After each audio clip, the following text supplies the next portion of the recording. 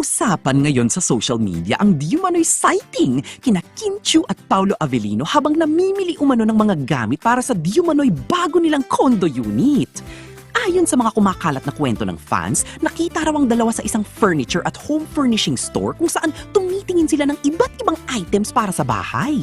Dahil dito, muling nabuhay ang mga espekulasyon na baka di umano'y nakatira na ang dalawa sa isang kondo sa Bonifacio Global City. May ilan pang nagsasabing kabilang umano sa kanilang tiningnan ng mga furniture, decorative pieces at iba pang home essentials na karaniwang binibili para sa pag-aayos ng isang living space. Siyempre, mabilis itong naging paksa ng kilig at usapan sa Kim Paulandia. Para sa ilang fans, nakakatuwang isipin ang posibilidad na magsasama ang dalawa sa pagpili ng mga gamit sa bahay. May mga netizens pang ang nagbiro na tila couple goals umano ang eksena kung sakaling totoo ang naturang sighting.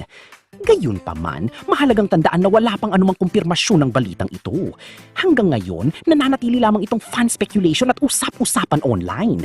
Ngunit gaya ng nakasanayan, bawat di umano'y sighting at simpleng kwento tungkol sa dalawa ay sapat na upang muling pakiligin ang kanilang mga taga-suporta.